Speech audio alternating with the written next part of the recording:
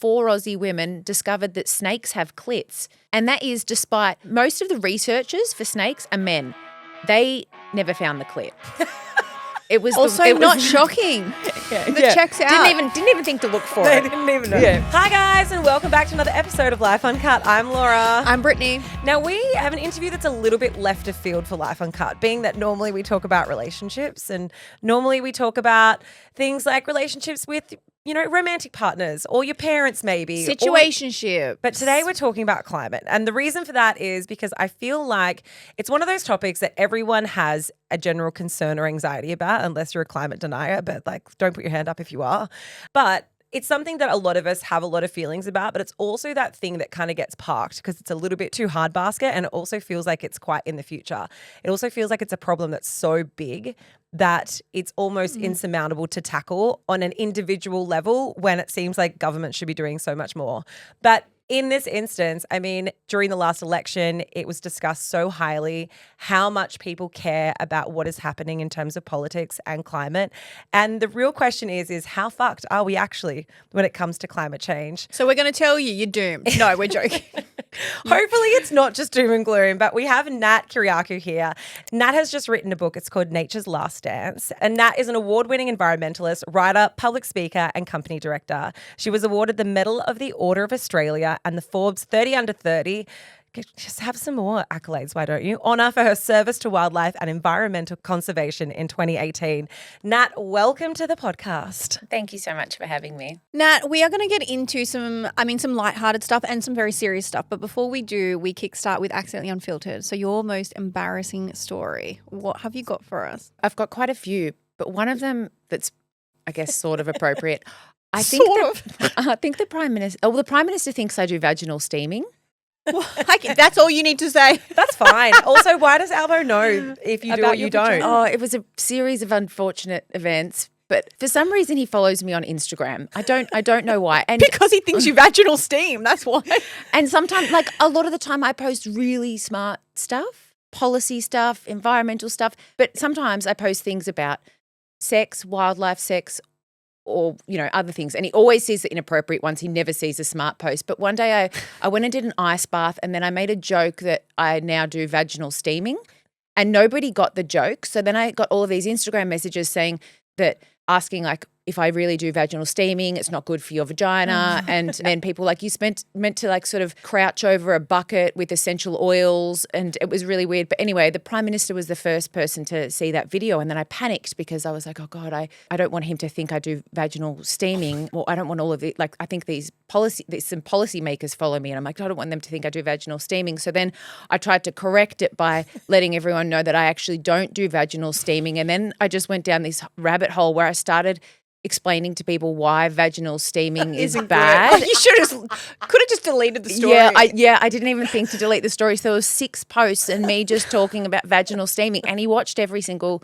one of them. And so that is so funny. You know what's funny? When you see like someone has love-hearted a story. I'm just imagining Albo being like, well done. With the heart eyes. And it like flutters up in the air. There you are in like an absolute fucking mental spiral. What is it that made you passionate about the environment and sort of go down this track in the first place? I mean, a few things. All the regular stuff. I spent my childhood outdoors camping all the time. I used to go camping with my family every second weekend. And then on the weekends we didn't. Dad would pitch a tent in our backyard and we would camp outside and pretend we were in a rainforest and there were bears and things. But there was a pretty standout moment for me. I spent a few months living in the Bornean jungle, working at an orangutan rehabilitation centre, and that experience was pretty life-changing for me. I had an orangutan steal my underwear. Like, I got into a tug-of-war contest with the orangutan, and I've got photos of this orangutan wearing my underwear around his neck. And that was the moment you knew? And that was the moment I knew this is my new path. This is where I'm going. But yeah, I think it was just a combination of just really giving a shit. I really cared about the environment. I saw it as a human rights issue. I loved animals. I loved wildlife. I wanted to have a nice planet for everybody to live on. Spent a lot of time outdoors, but then I got to have these really incredible experiences both in Australia and abroad where I was sort of seeing firsthand some of the destruction but also the joys of nature. So I wanted to protect that. Do you think in terms of like where we are in Australia and in terms of like the government's perspective and policies around it, are we doing enough? Or are you of the thought process that like actually we're heading towards a real disaster? I mean, things aren't great. It hasn't been a good year. I don't think the government's doing nearly enough. I've been quite disappointed with their policies or their lack of policies. I think there are a few countries in Europe that are, doing really well, and we've got a lot to learn from. So we're not in a great state. I don't want to say we're heading towards disaster, but we sort of are heading towards disaster, but we can stop it. I mean, there is so many stories of the most incredible people, grassroots communities, NGOs, policymakers doing like truly phenomenal things to protect nature, to try to limit the effects of climate change, of young people who have really loud voices now and who are doing incredible work to change laws, for example. So it's not all doom and gloom. There's amazing stories, but no, our government is not nearly meeting its responsibility, particularly to future generations. Do you think that there's a bit of an age disparity in the conversation in that young people are the ones taking it far more seriously than, say, our past generations? Yeah. I mean, I think we have people, environmentalists of all generations, but I think young people, well, they were born into a society that had largely accepted the science of climate change.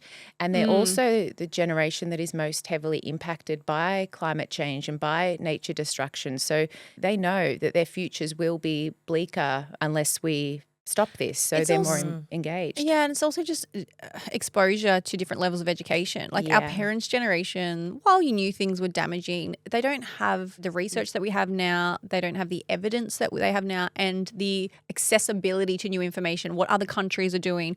They didn't have that. So there was nothing to compare it to and nothing, for want of a better term, like to fight for. Yeah. There's been 5 mass extinctions in our lifetime, all caused by natural things. And not in our lifetime. Sorry, in the world. Well, since the world's conception. No, not humans. Before humans, prehistoric. Sorry, when you said it in our lifetime, I was like, in the last 37 years. Prehistoric, like in the world's lifetime. There are a lot of people that, I don't know if it's just a scare tactic that people are using. I don't know how much truth to it is. There are a lot of people that are saying we are heading towards another extinction. From your research, what do you think about that? Yeah. So, I mean, Earth has existed for over 4.5 billion years. The 5 extinctions, the last one was the most famous. That's when dinosaurs went extinct, and that was about 66 million years ago. Most scientists now say we are in the midst of a 6th mass extinction, which does sound quite scary, but how you... Not ideal, is it? It's not good. So what it actually means is when around 75% of species of life on Earth becomes extinct in a small amount of time. But a small amount of time in life on Earth is about 2 million years or 2 or 3 million years. So the rate, we haven't reached 75%. So 75% of our species on Earth have not gone extinct, but the rate in which they have gone extinct, that's the problem. It's been in the last 200 years. So we're talking normally changes happen over millions and millions of years.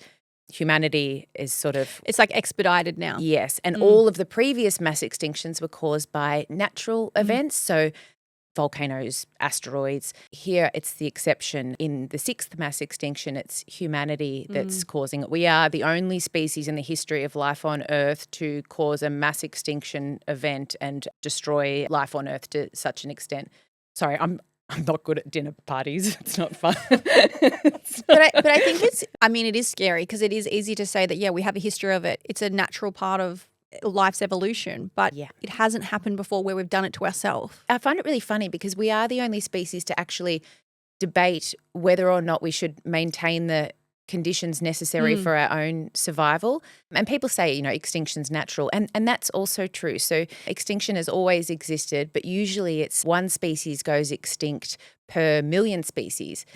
Now with humans, it's 1,000 to 10,000 species per million. So the rate of extinction is thousands of times higher than the natural rate. So that's the problem. I think for a lot of people though, and I mean, I don't want to bottle everyone into the same sort of group, but it feels like it's one of those problems that are so big and that there is so much to it, but it doesn't feel like it's something that can be contributed to on an individual level. And I know we're all kind of led to believe recycle, reduce your plastic waste, but then when you actually get into the nitty-gritty of in terms of like what huge mining companies are doing or manufacturing companies or what the governments are doing on large scale, it doesn't really feel like sorting your paper from your plastic is actually going to be enough to make any indent change at all. Yeah. Do you think that this is something that sits on an individual responsibility, or is it something that has to be overarchingly policy change? Yeah. One of my biggest pet peeves was when a lot of the oil and gas companies came out and started telling everybody it was their individual responsibility, because what they were essentially doing is saying, we're going to continue our business as usual, but it's up to you to, not drive your car so much. And I just thought, that's crap.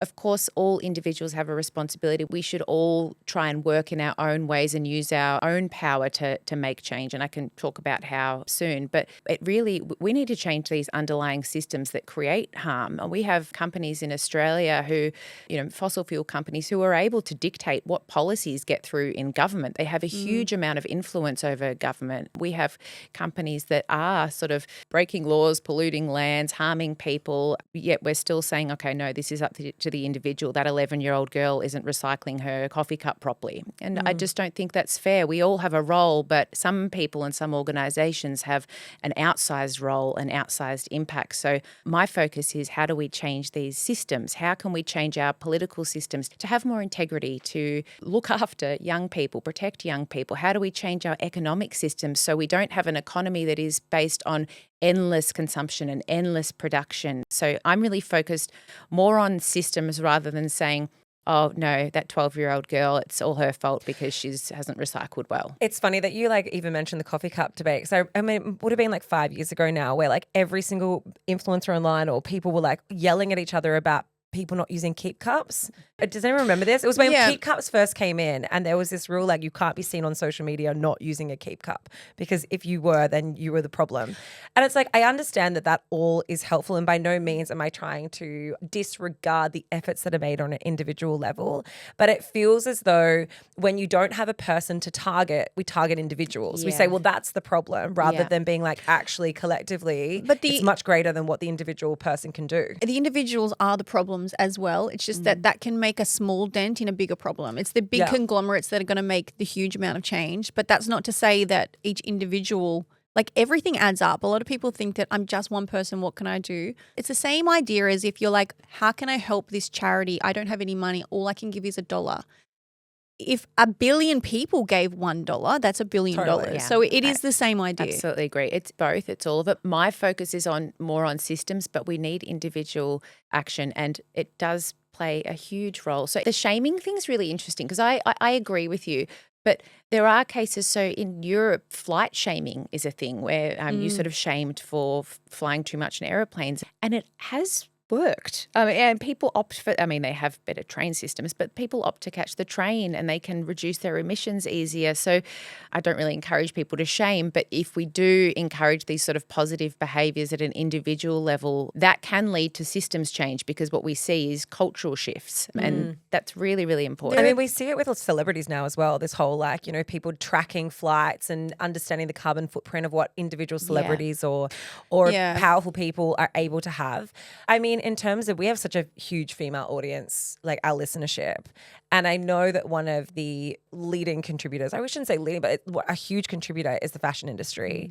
What are the impacts that the fashion industry is having on climate change? Yeah. So fashion overall contributes about 10% of global greenhouse gases to the atmosphere. It's enormous. My T-shirt, just this T-shirt, 7,000 litres of water we use to make it. It's about 3 kilograms of carbon dioxide were emitted, and that's not including the packaging that it came in or the transport. For one T-shirt. For one T-shirt, you also, all of the chemicals that are used to make it, they end up leaching into waterways and impacting marine habitats and marine life. So everything that we wear, it has an impact. And that's not to say that you need to, sit in your bedroom nude and crying, but it's just understanding that everything we use has an impact, and we consume at an enormous rate, far beyond anything any of our sort of predecessors consumed. We don't need wardrobes, filled with hundreds of different outfits with their tags still on them. We don't need that. So we need to be rethinking. And I think we're seeing this movement now, but how can we share clothes more? How can we reuse clothes more? Can we make op shops cool? That's my next question. It's a perfect lead in, but about conspicuous consumption and how it shows up in our day-to-day life. But you've just made me realize, now don't quote me on this, but I believe it was Japan that not that long ago brought in like a travel clothes swap where you could go to Japan and you don't have to travel with clothes. You can go to a store there that gives you that loans you the clothes while you're there. Right. Then you loan it back. And so the idea is you're not buying as much. You don't need to travel with as much. You don't need to take as much. Oh, that's so cool. Yeah, have a look at it. But yeah. anyway, back to conspicuous consumption. Talk to us about how Yeah. that shows up in our day-to-day life. So conspicuous consumption, it's a term that was coined by this guy called Thorsten Veblen. And he said that wealth and power, it's not enough just to have wealth and power. You must put it into evidence because wealth and power are only really important once they're seen. So people know that you're wealthy and powerful. Yeah. So it's wealth and consumption activism, really. Like it's peacocking, but around your consumption habits, which when you think about it, it's quite a strange thing. But you see, like if you on dating apps, it might be guys that are sort of casually reclined in a first-class lounge or leaning against a Porsche or showing off their wealth, or it might be designer handbags on Instagram, whatever it might be. It's demonstrating your desirability. And so evolutionary psychologists have basically waded into this and said, this could be an ancient mating ritual. And so then there was all these really funny studies about whether we're all peacocks and sort of like fluffing up our tail feathers to impress other people. So there's a biological underpinning to this in that we do want to put our best selves forward. We want to show off our worth and our attractiveness to society, to both attract a mate but also to gain social standing. So it's very real, and this isn't meant to shame anybody because we all do it to some degree. But we don't need to do it by buying super yachts. That's not encoded in our DNA. I'll send mine back. Yeah. Damn. So it's sort of society dictates how we demonstrate our worth. So whether we demonstrate it by designer handbags or whether we demonstrate it by acts of kindness or whatever it might be. So what we're getting to now is a state where you have the world's wealthiest people. They emit more than the rest. I mean, they emit more than small countries or large countries actually, where it is just this sort of endless consumption of super yachts and really extreme lifestyles. Looking at you, Bezos. That's who we're talking to. Yeah. In terms of like establishing just how grim the situation is with climate change, I think it's important to have like a real perspective on what that looks like and what at the moment, if we're on the current trajectory, where's the world going to be in 50 years or 100 years? Yeah. Okay. I'm sorry in advance. We've got 1 million species that are facing extinction. 69% of our wildlife populations are declining. By the year 2070, and this is based on leading climate science, by the year 27, kids would be going to school wearing masks. They wouldn't be able to just play outside. We would have artificial domes for them what year to was that? play in by 2070. And if they can make it to school at all, because there will be more disasters than ever before, there'll be more displacements. Insurance costs, there won't be insurance anymore. Insurance will be utterly unaffordable. Leading insurers have already come out and said that, I mean, people that don't believe in climate science, you don't really have to just listen to your insurance company. They're saying it. They're saying we cannot insure these cities anymore because there are too many disasters and they are too extreme. The mental health toll on children will be severe. And that's not that far away. It's not that far away. The pollution levels outside, it won't be livable for many parts of the world. We would have some islands that are already underwater, increased mass migration for millions of people around the world. We already have 1 in 6 people around the world that die from pollution. This is the greatest, in my mind, this is the greatest human rights abuse the world has ever experienced, and we don't talk about that aspect of it. It's because at the moment it's happening to the world's poorest people that are largely invisible, but it is very real. It's also because it's happening in the future. It's not tangible to anyone right now. Yeah. Like it's not going to affect people in our lifetime, but it's our kids and it's our kids' kids because 2070, 2075 is not very far away. Yeah. Which is really scary. But you only need to see like the number of natural disasters we have here in Australia now compared to even 10 years ago. The natural disasters we just saw, and I'm going to use one really specifically that was horrific, was just a few weeks ago, was the flash flooding in America that came within 20 minutes. Yeah. There was no way, and so many people died and all these schoolgirls died, and there was no way that they could have been protected. It just happened. Like that stuff never used to happen. Of course, flash flooding was a thing,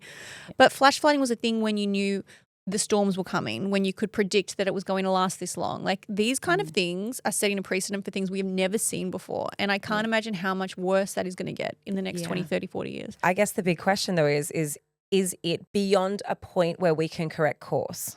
No, it's not. I mean, I'm not giving up. We know that the future, because the way that greenhouse gases accumulate in the atmosphere, we know that the future will likely be a bit harder for young people. They will have to live with more climate-related disasters. But we have a huge opportunity to build more resilient lifestyles to sort of undo a lot of the damage that we've done. So it's not over. But on your point before, I just want to also add, this is a huge issue, particularly for women and girls. In times of these climate disasters, we see rates of domestic violence increase markedly, but we also see the survival rates of men far outweighing that of women. So, for example, in India, during a natural disaster, a climate disaster, men survived women by 4 to 1, and it was because women hadn't been taught to swim or climb trees, so they couldn't escape. And often women will have kids with them, which slows them down a little bit. Gender disparity. Yeah, so it's a real issue for women and girls as well.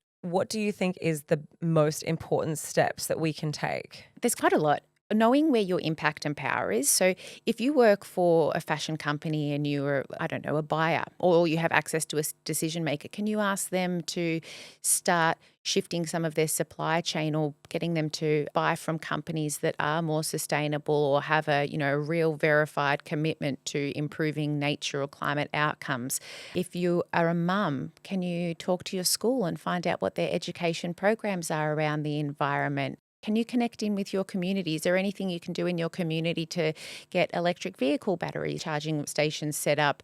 Can you shop at op shops more? Can you share clothes with your friends more? I think it's just donating to charities. Like there are so many incredible NGOs doing really important work and they're heavily under-resourced. So donating to them, engaging with politicians, emailing ministers, emailing brands and just saying, why am I receiving this outfit that is in, bucket loads of plastic? And so it's annoying and it's time consuming and all of those sort of things. But even if you just make a daily habit to do one small thing, it starts to rewire you a little bit and you start to live it more. When you go on, like I go on walks with my mentor and we just walk and pick up rubbish, pick up rubbish on the way. Like it's just little things. Just pick up one piece of rubbish when you walk to the coffee store. It's just, I think it's starting to embed those habits of just trying to make a small difference, not feeling overwhelmed. There are, seriously, the extraordinary efforts that people are going to protect nature is so inspiring. It really is. So just starting anywhere. You just mentioned,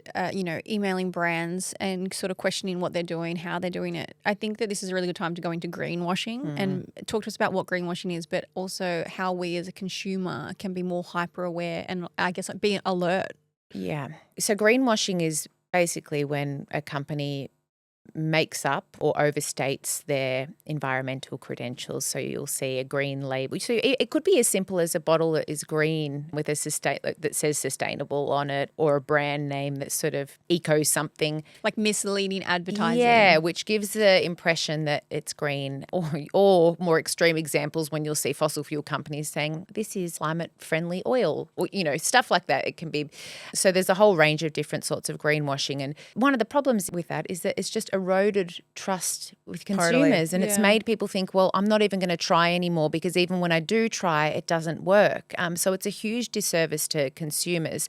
But also now we also have a situation where we're so on top of greenwashing that we accuse everybody of greenwashing. So it's almost like we need to give companies a chance to try to improve, but hold them to account as well. I think though it's so deeply problematic when a company is using it as part of their marketing pitch, and I think there's obviously, like you established, there's different levels of it, but in terms of like a marketing look and feel, it's very easy to look branded as though you are naturally conservative or you're naturally inclined or whatever those things are without actually having to be at all. And there's, like you said, from like, it could be the fact that just the coloring of the brand and the tones are earthy and tonal and everything else that we associate with something being more environmentally conscious.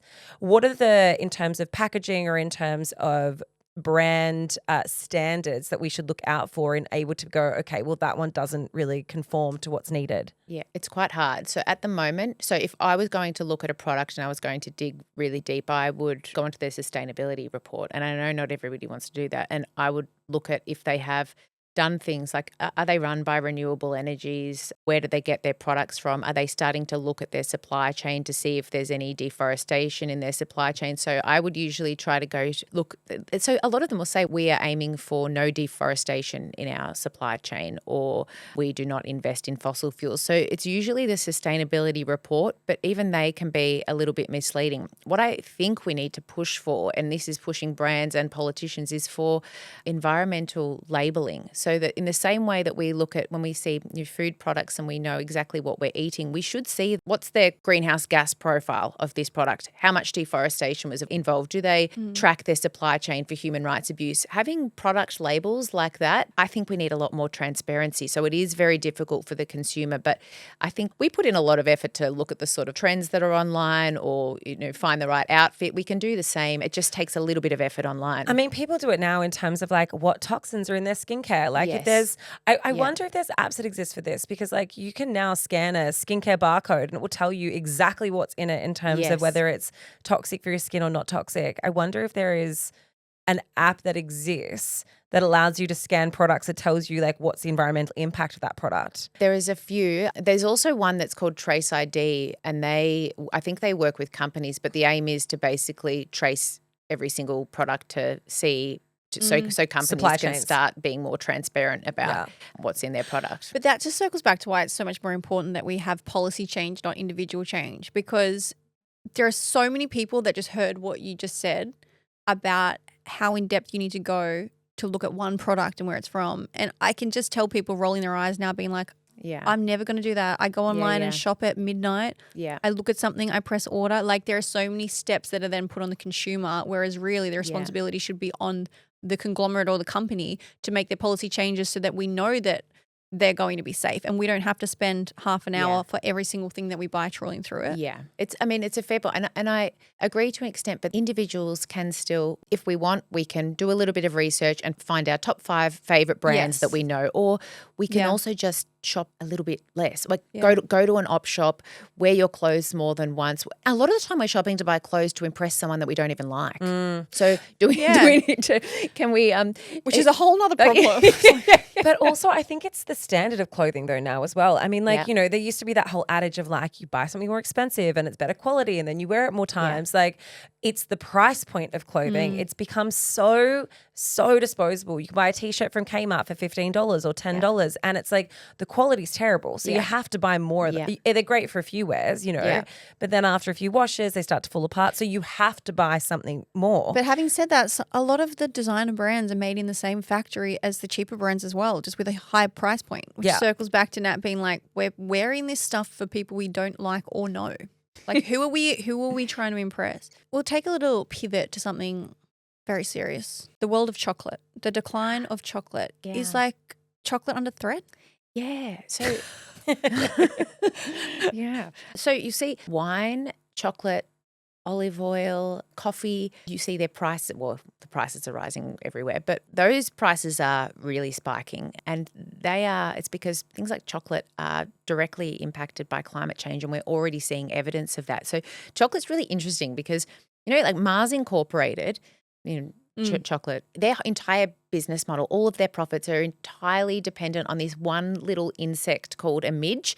Midges are like the ones that fly in your mouth if you go for a run. They're like those tiny little. Yeah. They're amazing creatures. They are the only insect that can pollinate the cacao plant.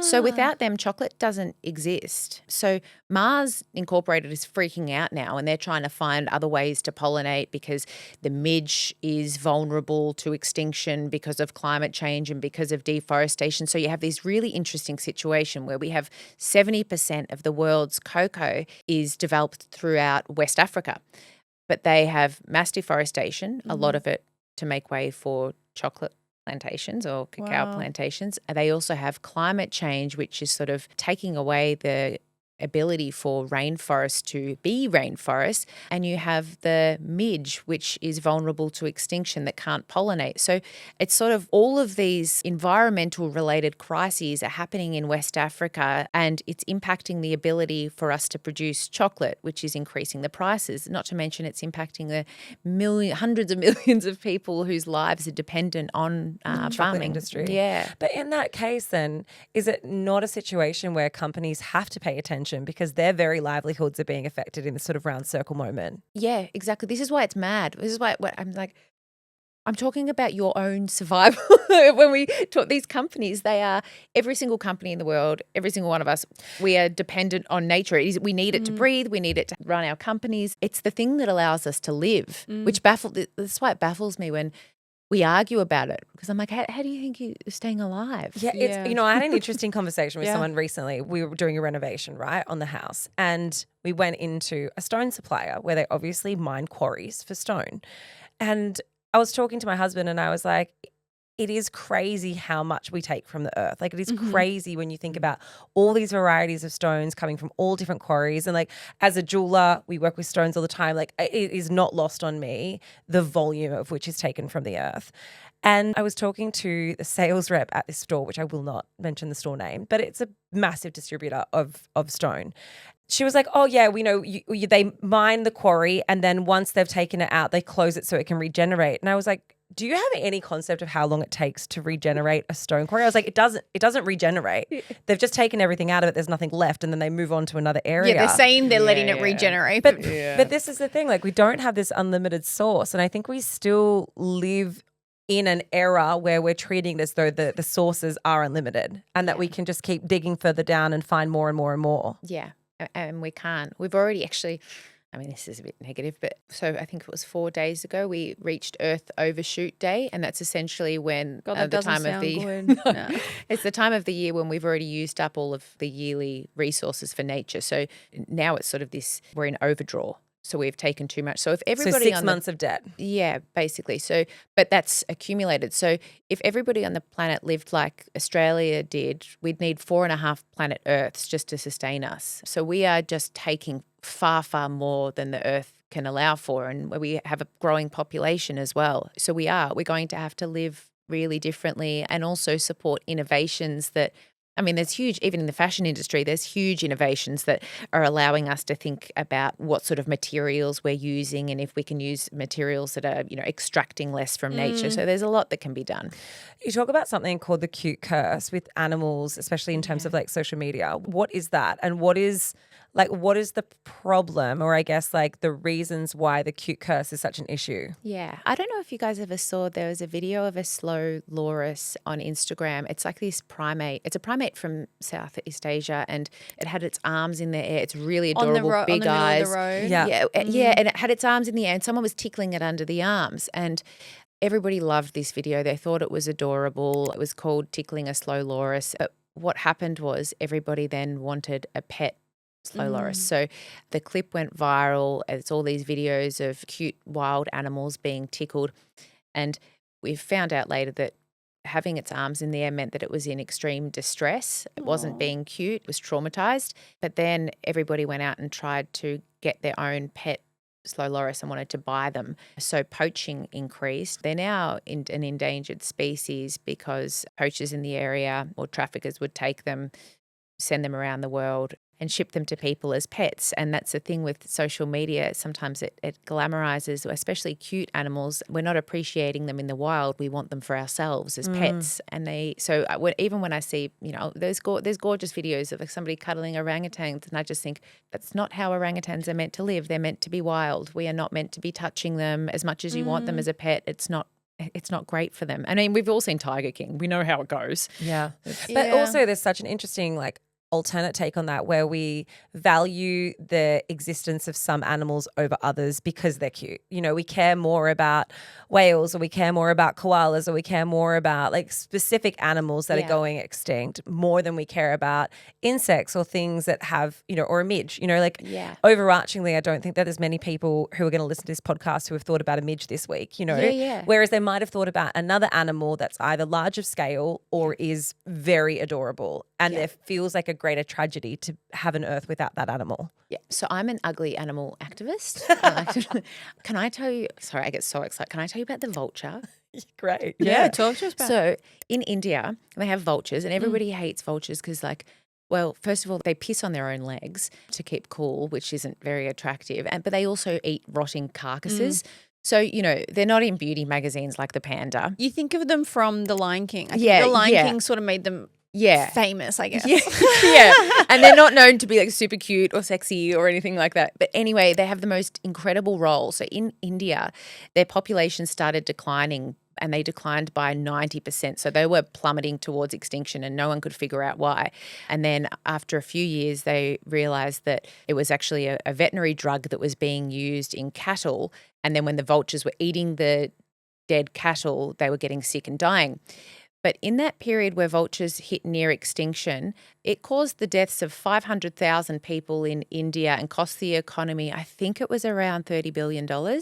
And that's because vultures are nature's cleanup crew. They play a really important role. When they clean up the rotting carcasses, they're also preventing the spread of disease and rabies outbreaks, and they're controlling other populations. So without them, it actually severely impacted human health and cost the Indian government a huge amount of money. So these amazing species, we might think they're ugly, but we should still be an advocate for these ugly animals because the role they play is just incredible. But then there's that adage of like one species goes extinct. It doesn't matter what it is. And the entire food chain changes. The entire world changes. And that's like a prime example of why every single species we have is so imperative. Yeah, absolutely. What ended up being the flow-on effect of that story? What did the Indian government do to step in? So they banned the drug that was being used by vets. Vets complied straight away. Obviously, they care about animals. And now the vulture populations are rebounding. There are so many success stories. Even the humpback whale, they were plummeting towards extinction, and now we get to see them all the time. There are so many success stories that are really incredible of people that are just policymakers working with volunteers and activists and NGOs that are turning things around.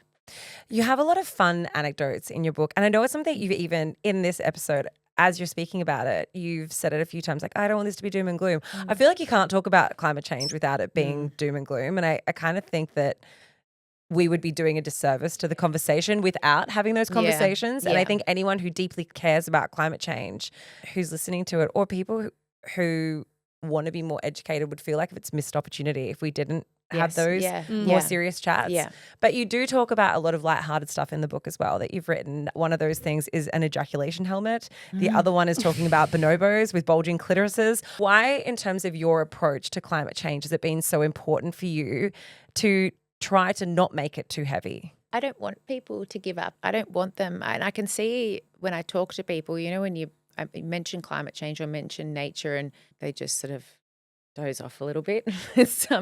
I don't want that. I think to really make change, you need to fall in love a little bit. And so part of that means finding the joy, finding something that you feel connected to, and also feeling like it's not so overwhelming that you can't do anything. So the reason I wrote this book is because I wanted it to be the sort of book that can make nature feel mainstream, like not something where I say it and people are like, oh, she must like hugging trees, I'm not into nature. I wanted to have stories in there that could really appeal to anybody and everybody, whether you're a farmer or you're a teacher or you're a hairdresser or you're a university student. It should be able to appeal to anybody. So I cover there's a lot of tragic stories in there, but also there's a lot of funny stories and inspiring stories and lists of things that people can do to take action and a lot of weird stories. So what I like to do is find weird stories and then connect that into a bigger themes. Like Pablo Escobar And his hippos. cocaine hippos. Yeah. Yeah. So did you want me to tell you about the ejaculation helmet? I don't think I can say ejaculation helmet and then not get a clarification on that. Just FYI. People are like, you left us hanging with that one. Okay, so there is a parrot in New Zealand. It's called the kakapo, and it's the world's heaviest parrot, and it also is the only one that can't fly. So it's the heavy flightless got the parrot. short end of the stick. Yeah, and it's so funny looking. So it's this huge flightless parrot. There's only 250 left in the wild. So their population is in crisis. So scientists are going to extreme lengths to try and save them. But the problem is the male kakapos, their mating strategy isn't great. They sort of like waddle up a hill together and then start bellowing into the dirt and hope that the females will come to them. And the females don't. Yeah. Shocking. So then The females are like, go away. But that's not very good evolutionary skills. Like, surely you'd think as a species, okay, we've been trying this for a couple of 100 years. Let's try something different. Yeah, they so what they've started doing is humping. Like they try to mate with other things. Sometimes they'll mate with other species of birds, but a few times they've tried to mate with human heads. And so the kakapo became famous because I think there was this BBC clip where the kakapo started humping a TV presenter's head, and it's a huge bird. Anyway, How? just jumped up on its head and started flapping about. Did the presenter realize that it was mating, or did they kind Was of he just like, be like, cute? oh, Yeah, wow, no, cute? they knew what was it got going on. and it got millions of views, and they had a heading like world's heaviest parrot head. shag's head. Yeah. So then scientists in New Zealand from the Department of Conservation, they're so amazing. They were like, okay, well, if he wants a human head, then a human head he shall have. And so they got this scientist called Kate McInnes. She built an ejaculation helmet, but she was like, okay, I need to get the right helmet because this is a really heavy parrot. So she went and got a rugby helmet and turned it into an ejaculation helmet, which is essentially a helmet of condoms. And then she ventured into the forest and just waited for a kakapo to come and hump her head. And then took the sperm. Yeah, and she said she just sat there for hours getting her head bonked by this kakapo. But it's also, she's like, it was quite difficult because not only are they the world's heaviest parrot, but they also have sex for a really long time, longer than most birds. So they can go for an hour. For like an hour. Yeah. And it didn't work. Oh, it didn't. I thought this was going to have a great success.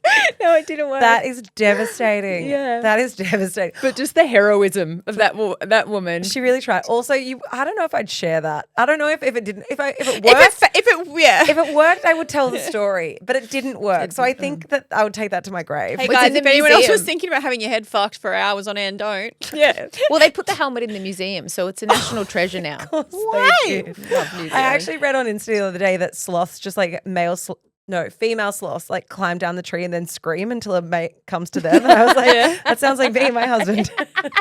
Do this. I was like, maybe it's not all terrible, but it does sound like some animals really are not helping themselves out when it comes to how they're reproducing. Yeah. You have some species like the ibis, which is considered a generalist species, and they're the bin chickens. They thrive, like they've managed to they adapt and thrive. And then other species like the koala, they're specialist species, so they can only live on a specialty arrangement of conditions, so they don't thrive. Now, in your book, you labeled the bonobo and its clitoris a feminist icon. Now, I don't think people would put those things in the same sentence, generally speaking. Talk to us about why this clitoris is a feminist icon. Okay, this is my favorite topic. So bonobos are one of our closest living relatives. They look like a chimp, so we share most of our DNA with them. But essentially, they're really different. Their communities are different to chimp communities. So chimp communities are really violent. They demolish each other. Bonobo communities are really peaceful and they live in solidarity, and the women are equal, if not dominant, over men. And the reason for that is because of their big bulging clitorises.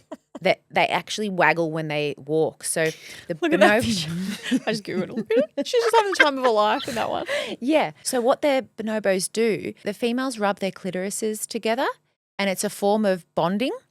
And it has become so beneficial to their species that they've evolved giant clitorises because some people say it allows them to overthrow the men of their species. But essentially it's seen as a way to have social cohesion in their society. So bonobos are a peaceful society because they rub their clitorises together. And now people are studying it and studying workplace relations and team building and women's roles. So you guys could do it if you Imagine. I was about to say, don't even think about it, Laura. Imagine if someone came to work and said, I know the way to make this more harmonious workplace. We could all rub our clitorises on each other and we'll be great. You'd go to prison. You would, I unfortunately think it goes against some of the workplace standards at the moment. But I think this is look at this picture. When you're saying they're the closest to us in terms of DNA history, that literally looks like an AI human. Yeah. It is that.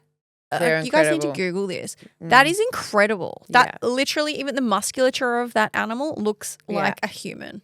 They're also really interesting because they're upending our understanding of male-female relationships and all of evolution. So Charles Darwin, he had the theory of evolution. And the way that we have come to understand it is that male species are dominant, men are dominant and tough, and women are weak.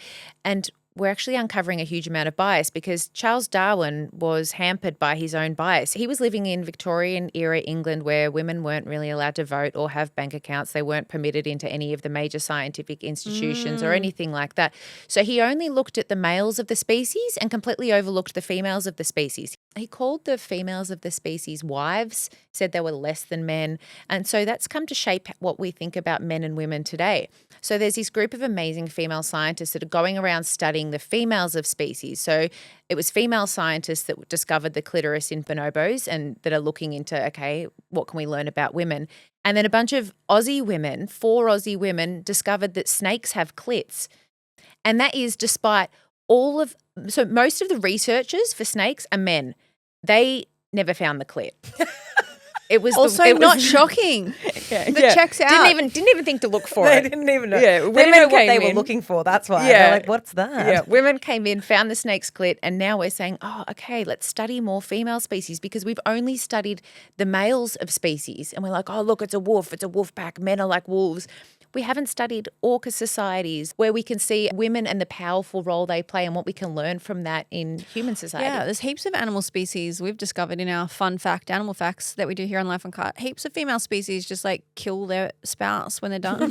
Yeah. But it is interesting to hear that I've never actually heard anyone say Darwin was sexist. Yeah, he was really sexist. Yeah, but he was very sexist at the time. Like, I Yes. mean, in terms of the society and But still, that's all we learned as kids in his generation. Like, it's pretty impactful. It is, but it also isn't surprising when you think about it in terms of like even from like a medical perspective. Like so much research is done on how medicines or treatments or whatever it is affect men in general. I'm talking about human men, not animal men. But like there's so much skew in terms of like research that's done on how it affects men versus like now it's like we've woken up to the idea of like, oh, but actually how women respond to this is different and now we have to go back. Yeah, but I feel like and redo the research. There's a few like standout characters in society that generally speaking you trust. Darwin was one. Yeah. Like for me, Yes. he was always someone I really Yeah. trusted and I just don't know how I feel about it now. You gonna be okay, Britt?